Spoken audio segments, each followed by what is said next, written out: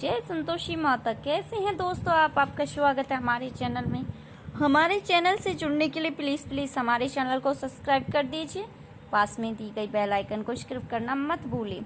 जी हाँ दोस्तों, हम बात कर रहे हैं रक्षाबंधन 2021 की तारीख। मुहूर्त कब है? 22 अगस्त रविवार का दिन है। रक्षाबंधन का त्योहार प्रतिवर्ष श्रावण मास की पूर्णिमा के दिन मानते हैं, इसलिए इसे राखी पूर्णिमा के नाम से भी जाना जाता है। यह पर्व भाई बहन के लिए प्रेम का उत्सव है। इस दिन बहनें भाई की समृद्धि के लिए उनकी कलाई पर रंग बिरंगी राखियां बांधती हैं। वही भाई बहनों की रक्षा का वचन देते हुए कुछ क्षेत्र में इस पर्व की राखी खरी भी कहते हैं। यह सबसे बड़े हिंदू त्योहार में से एक है। रक्षाबंधन का मुहूर्त। रक्षाबंधन का पर्व श्रावण मास के दिन मनाया जाता है, जिस दिन पूर्णिमा अपराह काल में पड़ रही हो। हालांकि आगे दिए गए इस नियमों को ध्यान में रखना अवश्य है। यदि पूर्णिमा के दौरान अपराह काल के व्रत में हो तो रक्षाबंधन नहीं मनानी चाहिए। ऐसे में यदि पूर्णिमा अगले दिन की शुरुआत 3 मुहूर्तों में से हो तो पर्व के सारे विधि विधान अगले दिन को अपराह काल में करने चाहिए। लेकिन यदि पूर्णिमा अगले दिन की शुरुआत 3 मुहूर्तों में से न हो तो रक्षाबंधन के पहले ही दिन व्रत के बाद प्रतिदोष काल की उत्तरार्ध में माना जा सकता है। यद्यपि पंजाब आदि कुछ क्षेत्र में अपराह काल में अधिक महत्वपूर्ण नहीं माना जाता है, इसलिए वह आमतौर पर मध्य काल पे ही पहले राखी का त्योहार मनाने का चलन। लेकिन शास्त्रों के अनुसार व्रत में होना रक्षाबंधन मनाने का पूरी तरह निषेध चाहिए, क्योंकि कोई भी स्थिति क्यों ना हो, ग्रह सूतक का संकृत होना भी यह बिना पर्व के बिना किसी निषेध के मनाया जाता है। राखी पूर्णिमा की पूजा विधि। रक्षाबंधन के दिन भाई बहनें कलाई पर रक्षा सूत्र राखी बांधती हैं। साथ ही वे भाई की दीर्घ आयु, समृद्धि की खुशी आदि की कामना करती हैं। रक्षा सूत्र या राखी बांधते हुए निम्न मंत्र पढ़ा जाता है, जिससे पढ़कर पुरोहित भी यजमान को रक्षा सूत्र बांध सकते हैं। ओम येन बुधो बलि राजा दाना वेंद्रो महाबल तने तमपि विधि नमो रक्षे माचल माचल। इस मंत्र के पीछे भी एक महत्वपूर्ण कथा है, जिसके प्रिय रक्षाबंधन की पूजा के समय पढ़ा जाता है। एक बार धर्मराज ने और युधिष्ठिर ने भगवान श्री कृष्ण को ऐसी कथा सुनाने की इच्छा प्रकट की, जिससे सभी कष्टों की मुक्ति मिल जाती है। इसके उत्तर में श्री कृष्ण ने उन्हें यह कथा सुनाई। प्राचीन काल में देवी देवताओं और असुरों के बीच लगातार 12 वर्ष का संग्राम हुआ था।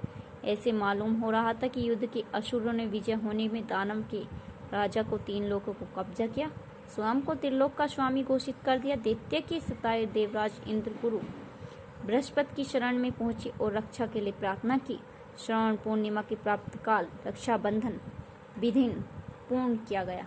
इस विधान में गुरु बृहस्पति के ऊपर उल्लिखित मंत्र का पाठ किया। साथ में इंद्र और उसकी पत्नी ने पीछे से इस मंत्र को दोहराया। इंद्र की पत्नी इंद्राणी ने सभी ब्राह्मण को रक्षा सूत्र की शक्ति का संचार किया है। प्राचीन काल में देवी देवताओं के असुरों के बीच लगातार उन्होंने रक्षा सूत्र में शक्ति का संचार कराया। इंद्र के दाहिने हाथ पर कलाई के उसे बांध दिया। इस सूत्र को प्राप्त काल में मध्य में इंद्र ने असुरों को हरा दिया। खोया हुआ शासन पुनः प्राप्त हुआ। रक्षाबंधन के मनाने की एक अन्य विधि और परिचित महिला सुबह को पूजा और तैयार होकर घर की दीवारों पर स्वर्ण टांग देती हैं। उसके बाद ही उसे पूजा सिवई, खीर और मिठाई से करती हैं। फिर वे सीने पर राखी का धागा बांधती हैं। जो महिला नाग पंचमी पर गेहूं की बलियां लगाती हैं, वो पूजा के लिए उस पौधे को रखती हैं। अपने भाई की कलाई पर राखी बांधने के बाद इस बलिए को भाई के कानों पर रखती हैं। कुछ लोग इस पर्व के दिन पहला उपवास करते हैं, फिर रक्षाबंधन वाले दिन ही शास्त्रीय विधि विधान से राखी बांधते हैं। साथ ही वे पितृ तर्पण और त्रिशी पूजा या त्रिश तर्पण भी करते हैं। कुछ क्षेत्र में लोग इस दिन श्रवण पूजा भी करते हैं, जहाँ त्योहार मृत पति भक्त श्रवण कुमार की याद से मनाया जाता है, जो भूल से राजा दशरथ के हाथों मर गए थे।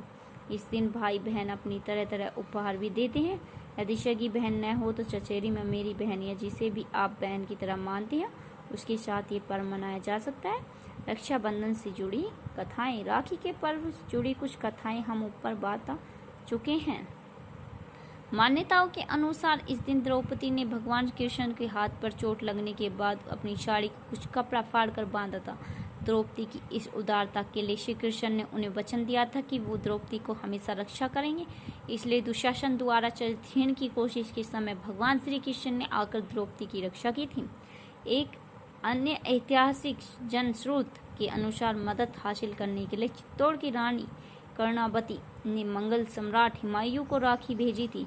हुमायूं ने राखी का सम्मान किया और अपनी बहन की रक्षा गुजरात के सम्राट से की थी। ऐसे भी कहा जाता था कि इस दिन देवी लक्ष्मी ने सम्राट बलि की कलाई पर भी राखी बांधी थी।